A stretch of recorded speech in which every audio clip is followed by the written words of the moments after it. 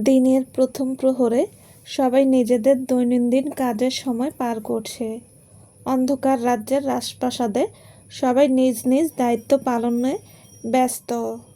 কাজ শেষে সকলে একত্রিত হয়ে একসঙ্গে ভোজন করছে। সবার হাতে বিভিন্ন পশু পাখির রক্ত ভর্তি রাজকীয় গ্লাস, যেটাকে তারা অমৃত মনে করে চেটেপুটে খাচ্ছে। এটাই যে তাদের শক্তি যোগাবে দিনভর। তাই তারা এক ফোঁটা রক্ত ছাড়তেও রাজি নয়। সেখানে উপস্থিত নেই শুধু দুজন, রাজকুমারী লিয়ানা ও রণবীর। রাজকুমারী লিয়ানা তার দুটো সত্তার কারণে রক্তের সাথে সাথে মনুষ্য খাবারও ভোজন করতে সমক্ষ, তাই সে অধিকাংশ সময় মনুষ্য খাবারই গ্রহণ করে থাকে। তবে ভ্যাম্পায়ার সত্তার কারণে রোজ রাতে তাকে রক্ত পান করতে হয়। অন্যদিকে রণবীর কেন খেতে আসছে না তা সেখানে উপস্থিত কারোরই জানা নেই। মন্ত্রী ওয়ালিদ জানান, রণবীর অন্য কারোর সামনে ভোজন করে না, এটা তার ছোটবেলার অভ্যাস। তার কথা শুনে রাজা জায়াদ একজন প্রহরীকে রক্তভর্তি গ্লাস সহ পাঠালেন তার কক্ষে। রণবীর নিজ কক্ষে কপালে হাত রেখে বসে আছে। তাকে দেখেই বোঝা যাচ্ছে সে গভীর চিন্তায় মগ্ন। রাতের শেষ প্রহরে তার ঘুম ভাঙলে সে শিকারে বেরোনোর জন্য উঠে বসতেই লক্ষ্য করে তার পালঙ্কের কাছে গতকাল রাজকুমারীর তুলে দেওয়া সেই ফুলটি পড়ে আছে, তাও ছিন্ন ভিন্ন ভাবে, যেন কেউ নিজের সমস্ত আক্রোশ মিটিয়েছে এই ফুলের উপর। সে ক্ষুধার্ত থাকায় সেখানে বেশি নজর না দিয়ে চলে যায় শিকার করতে। তবে শিকার শেষে তার ক্ষুধার যাতনা ঠান্ডা হতেই ফুলটিকে নিয়ে তার চিন্তা বাড়তে থাকে। আর মনে বলে, কে এসেছিল আমার কক্ষে? কেউ কি সন্দেহ করেছে আমাকে? আমার পরিচয় সম্পর্কে প্রাসাদের কেউ আবার জেনে যায়নি তো? তখনই কেউ কক্ষের দ্বারা কড়া নাড়ে।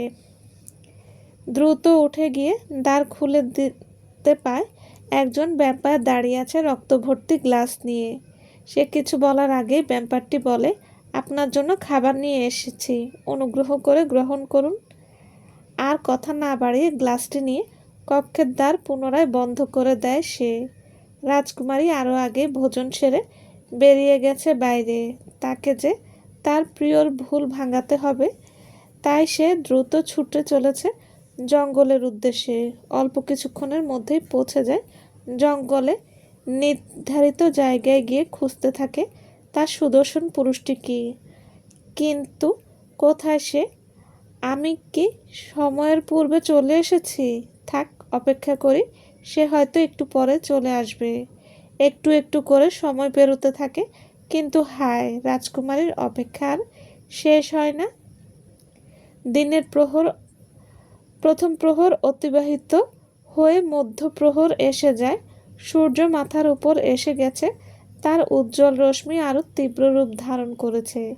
তবে তার প্রিয় পুরুষটি আর আসে না। এক পর্যায়ে রাজকুমারী সিদ্ধান্ত নেয় সে পুরো জঙ্গল খুঁজে দেখবে, কিন্তু কোথাও কোনো লাভ হয় না। সমস্ত জঙ্গল নিজের প্রিয়কে খুঁজেও তার দেখা মিলল না কোথাও। মন খারাপ করে বসে পড়ে মাটিতে। তবে কি আর আসবে না তার সুদর্শন পুরুষ? আনমনে বলে ওঠে, এত রাগ তোমার আমার প্রতি? একটিবারও মনে পড়ছে না আমার কথা? এত নিষ্ঠুর তুমি কি করে হতে পারো প্রিয়? তখনই একটি বলিষ্ঠ কণ্ঠ শুনতে পায় তার অতি নিকটে। মাথা তুলতেই দেখতে পায় তার দিকে নিজের হাত বাড়িয়ে দাঁড়িয়ে আছে তার প্রিয়। হাসি ফুটে ওঠে তার নিখুঁত ঠোঁট জোড়ায়। উপলব্ধি করতে পারে তার প্রিয়তমা তার কারণে কষ্ট পেয়েছে, তবুও তাকে দেখতেই হাসি ফুটে উঠেছে তার স্বর্গীয় পরীর ওষ্ঠে। আজ নিজেকে বড্ড ভাগ্যবান মনে হচ্ছে তার। আর দেরি না করে হাত ধরে টেনে তুলে নিজের বাহুডোরে আগলে নেয় নিজের প্রিয়তমাকে। লিয়ানা দীর্ঘ সময় পর নিজের কাঙ্ক্ষিত পুরুষটিকে কাছে পেয়ে আষ্টেপৃষ্ঠে জড়িয়ে ধরে তার সাথে মিশে যায়।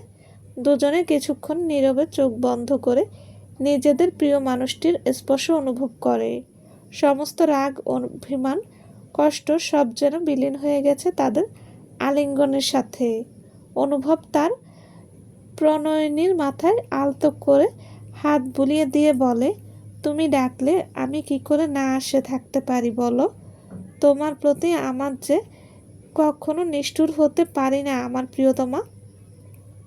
অনুভবের কথা যে অভিমান লুকিয়েছে তা স্পষ্ট উপলব্ধি করতে পারছে লিয়ানা।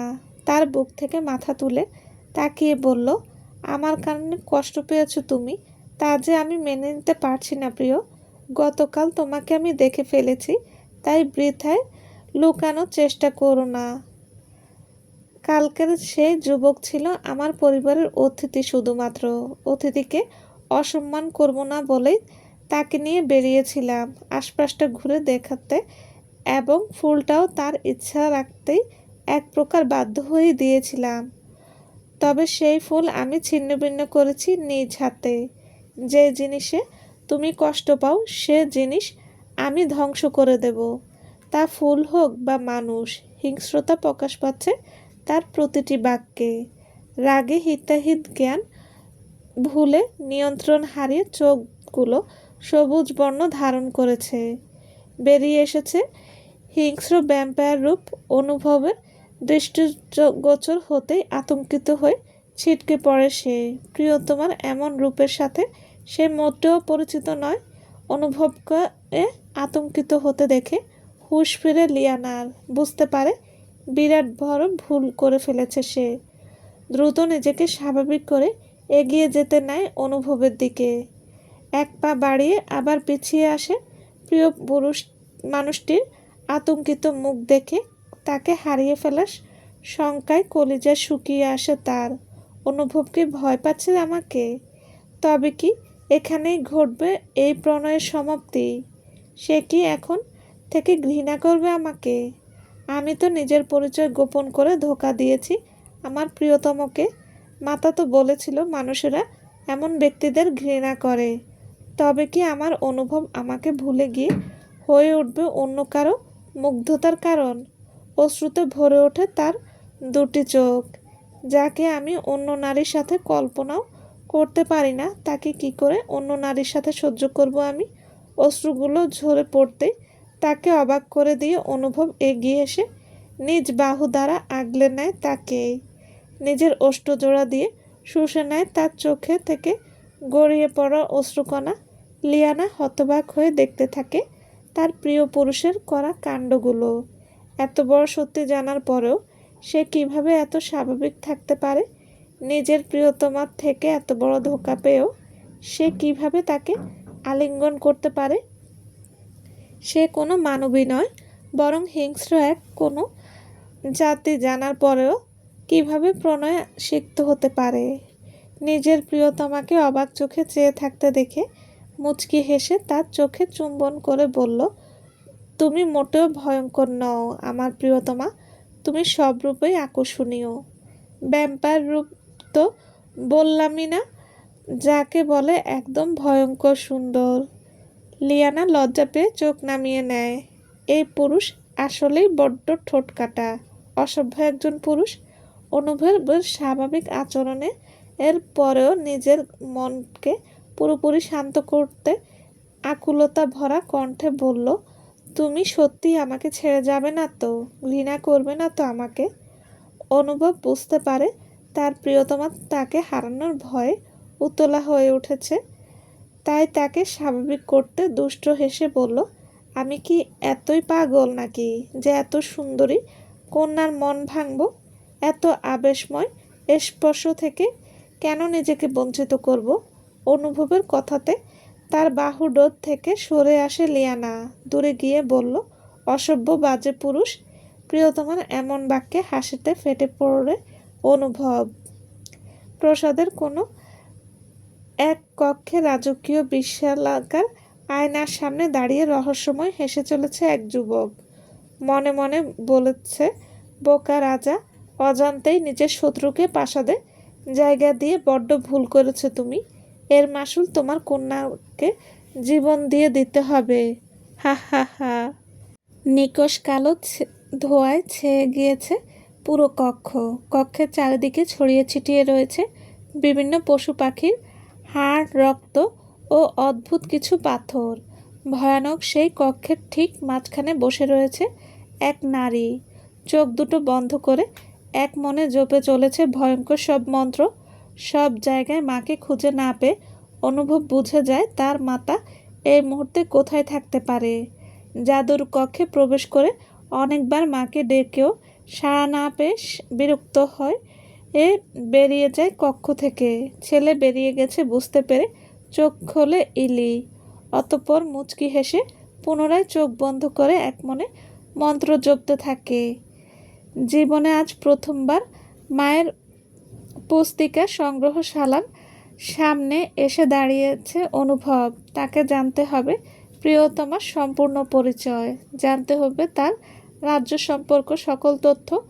তাই তো মায়ের কাছে গিয়েছিল সে সব কিছু জানতে। তবে মাতা জাদু কার্যে ব্যস্ত থাকায় সে এখানে এসেছে। সে জানে তার মাতা আশেপাশে ঘটে যাওয়া সকল কিছুই তার জাদু দ্বারা লিপিবদ্ধ করে রাখে। নিশ্চয়ই তার প্রিয়তমার রাজ্য এবং তার পরিচয় সম্পর্কেও এখানে কিছু লিপিবদ্ধ করা আছে। মাতা কখনোই তাকে এখানে আসতে দেয়নি, কঠোর নিষেধাজ্ঞা দিয়েছে এ ব্যাপারে। তবুও নিজের কৌতূহল দমাতে না পেরে মায়ের আদেশ অমান্য করে এখানে এসেছে সে। কক্ষে প্রবেশ করে দেখতে পায় কাঠ দিয়ে তৈরি বিশালাকার তাকের মধ্যে সারি সারি ভাবে সাজানো রয়েছে হাজার হাজার পুস্তিকা। সে অবাক হয়ে যায় এত এত সংগ্রহ দেখে। এত পুস্তিকার ভেতর নিজের কাঙ্ক্ষিত জিনিসটি কি করে খুঁজব? অনেক খুঁজেও কাঙ্ক্ষিত জিনিসটা না পেয়ে হয়রান হয়ে বসে পড়ে অনুভব। হঠাৎ লক্ষ্য করে উপরের তাকে দুটি ভিন্ন রকম পুস্তিকা একদম আলাদাভাবে সাজানো রয়েছে। কৌতূহলী হয়ে দ্রুত উঠে দাঁড়িয়ে নেওয়ার চেষ্টা করে পুস্তিকাগুলো। তবে অতিরিক্ত উঁচু স্থানে থাকায় নাগাল পায় না সে। ইলি জাদুকার্য সমাপ্ত করে কক্ষগুলোতে খুঁজে চলেছে ছেলেকে। না পেয়ে চিন্তিত হয়ে বলে, কোথায় গেল ছেলেটা? অপরদিকে অনুভব মাতার পদধ্বনি শুনতে পেয়ে দ্রুত বেরিয়ে আসে কক্ষ থেকে। চতুরতার সাথে ছুটে যায় প্রবেশদ্বারের দিকে। মুখে হাত রেখে বলে, যাক বাবা, বেঁচে গেছি। মাতা জানতে পারলে আজ খত্তম আমি। ছেলেকে না পেয়ে চিন্তিত হয়ে বাইরে যাওয়ার উদ্দেশ্যে পা চালায় এলি। খানিকটা এগিয়ে দেখতে পায় তার পুত্র প্রবেশদ্বারে দাঁড়িয়ে আছে। সে রেগে গিয়ে বলে, কোথায় গিয়েছিলি এই ভরদুপুরে? আমাকে চিন্তায় না ফেললে কি ভালো লাগে না তোর? অনুভব হাসার চেষ্টা করে বলে, বাইরে একটু হাওয়া খেয়ে আসলাম। আমার মাথা এত চিন্তিত কেন হচ্ছ তুমি? তুমি দেখতে পাও না তোমার পুত্র এখন বড় হয়ে গিয়েছে? ছেলের কথায় বিরক্ত হয় ইলি। ছেলেটা আস্ত ফাজিল হয়েছে। সে কিঞ্চিত রেগে বলে, ফাজিল ছেলে মায়ের সাথে ফাজলামি করিস? মাকে বাচ্চাদের মতো রাখতে দেখতে বড্ড ভালো লাগে অনুভবের। তাই তো সে প্রায়ই অকারণে এমন ফাজলামি করে। মায়ের দিকে এগিয়ে গিয়ে তার দু গালে হাত রেখে বলে, তুমি কি জানো আমার জননী, তোমার এই রাগী মুখটা তোমার পুত্রের কাছে কতটা প্রিয়? তোমার এই রাগী মুখশ্রী দেখার জন্য হলেও 1000 বছর বাঁচতে চাই আমি। ইলি মুচকি হাসে তার পুত্রের আবেগপ্রবণ স্বীকারোক্তি শুনে। বলে, থাক, অনেক হয়েছে তোর জননী প্রীতি। অন্ধকার রাজ্য জুড়ে সকলে আতঙ্কিত। রাজ্যে নেকড়ে প্রবেশ করেছে। গভীর রজনীতে তার গর্জন শোনা গেল, এখনো দর্শন মেলেনি তার। পুরো রাজ্যে সমস্ত ভ্যাম্পায়ার একত্রিত অভিযানে মেলেনি তার কোনো অস্তিত্ব। নিজ সিংহাসনে চিন্তিত ভঙ্গিতে বসে আছে রাজা জায়াদ। এত প্রহরী, এত পাহারা থাকা সত্ত্বেও প্রবেশদ্বার পেরিয়ে শত্রু ঢুকে পড়েছে তার রাজ্যে। তবে কি বিশ্বাসঘাতকতা করলো তার নিজ রাজ্যের কেউ? পিতার চিন্তিত মুখশ্রী দেখে এগিয়ে আসে রাজকুমারী। জানতে চায় নেকড়ের জন্য এত আতঙ্কিত হওয়ার কারণ। কিসের এত শত্রুতা তাদের সাথে এই ভ্যাম্পায়ার রাজ্যের? কেন তাদের আমাদের এত ক্ষতি করতে মরিয়া হয়ে উঠেছে। কন্যার প্রশ্নে কোনো উত্তর নেই রাজার কাছে। সে নিরুত্তর। কিভাবে বলবে নিজের কন্যাকে যে তাকে হত্যা করে তার সমস্ত শক্তি ছিনিয়ে নিতে এত ষড়যন্ত্র? সে পিতা হয়ে কি করে উচ্চারণ করবে এই নিষ্ঠুর বাক্য? পিতার নীরবতা বিচলিত করে লিয়ানাকে। কেন তার পিতা কিছু বলছে না তাকে? সেই রাজ্যের রাজকুমারী, তারও তো কিছু দায়িত্ব আছে নিজ রাজ্যের প্রতি। তবে কেন এত লুকোচুরি তার সাথে? পুনরায় একই প্রশ্ন করার পরেও পিতাকে নিশ্চুপ পেয়ে উত্তরের আশা ছেড়ে দিয়ে রাজসভা ত্যাগ করে সে বেরিয়ে পড়ে জঙ্গলের উদ্দেশ্যে। প্রসাদ পেরোতেই তাকে বাধা প্রদান করা হয় প্রধান ফটকে। রক্ষীদের এমন কার্যে রাগান্বিত হয় রাজকুমারী। জ্বলে ওঠে তার গাঢ় সবুজ চোখ দুটো, হিংস্র কণ্ঠে হুঙ্কার ছেড়ে বলে, এত বড় স্পর্ধা তোমাদের আমার কার্যে হস্তক্ষেপ করো? তোমরা কি ভুলতে বসেছ আমি এ রাজ্যের রাজকুমারী? আর রাজকুমারীর রাস্তায় বাধা প্রদান করার মতো দুঃসাহসিকতা দেখিয়েছ তোমরা? প্রস্তুত হও নিজেদের মৃত্যুর জন্য, যা বর্তমানে তোমাদের সামনে দণ্ডায়মান। রাজকুমারীর হুঙ্কার শুনে রক্ষীগুলো ভয়ে কাঁপতে শুরু করে। মিয়ে পড়ে মৃত্যুর ভয়ে। রক্ষী প্রধান এগিয়ে এসে মাথা নিচু করে জানায়, আমাদের ভুল মার্জনা করুন রাজকুমারী। আমাদের উদ্দেশ্য আপনার কার্য হস্তক্ষেপ করা নয়। আমরা শুধু রাজার হুকুম পালন করছি মাত্র। রক্ষীর কথা অবাক হয়ে লিয়ানা জানতে চায়, কি এমন হুকুম করেছে আমার পিতা তোমাদেরকে? রক্ষী প্রধান পুনরায় বলে, রাজা মশাই জানিয়েছে রাজ্য থেকে নেকড়ে শনাক্ত না করা পর্যন্ত আপনি প্রাসাদের বাইরে যেতে পারবেন না। রাগান্বিত হয়ে প্রাসাদে ফিরে আসে সে। কেন শুধু তার উপরে এমন কঠোর নিষেধাজ্ঞা? সে তো ক্ষতি করেনি কারো। তবে কেন সে নেকড়ের কারণে তাকে প্রাসাদে বদ্ধ থাকতে হবে? সময়টা দিনের শেষ প্রহর। ইতিমধ্যে সূর্যের তেজ করতে শুরু করেছে। রাজকুমারী লিয়ানা নিজ কক্ষে ছটফট করে চলেছে তার সুদর্শন পুরুষটির কারণে। প্রিয় মানুষটাকে একটিবার না দেখলে যে তার হৃদয় শান্ত হবে না। অনেকবার চেষ্টা করেও বেরোতে না পেরে কক্ষে ফিরে আসে সে। সব কিছুই অতি বিরক্ত লাগছে তার। আনমনে ভাবে, অনুভব কি এখনো অপেক্ষা করছে আমার জন্য, নাকি অভিমান করে ফিরে গিয়েছে নিজ ভবনে? একটি মোটা গাছের গুঁড়ির উপর বসে আছে অনুভব। প্রিয়তমার জন্য অপেক্ষা করতে করতে পেরিয়ে গিয়েছে অনেকটা সময়। ক্রমশ সূর্যের রশ্মি বিলীন হয়ে যাচ্ছে আকাশের বুকে। অপেক্ষা করতে করতে এক সময় সে ক্লান্ত হয়ে যায়। তবু দেখা মেলে না তার স্বর্গীয় পরীর। আশপাশটা আরেকবার নিজের তীক্ষ্ণ দৃষ্টি দ্বারা পর্যবেক্ষণ করে ভাবতে থাকে, কোথায় আছে আমার প্রিয়তমা? তার কোনো বিপদ হলো না কি?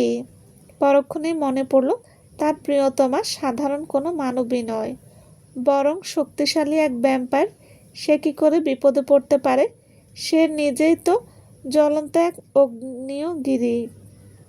আরও কিছুক্ষণ অপেক্ষা করে সূর্য যখন আকাশের বুকে মিশে যেতে থাকে সে জঙ্গল ত্যাগ করে প্রিয়তমার প্রতি অভিযোগ করে বলল, তুমি বড্ড নিষ্ঠুর প্রিয়তমা।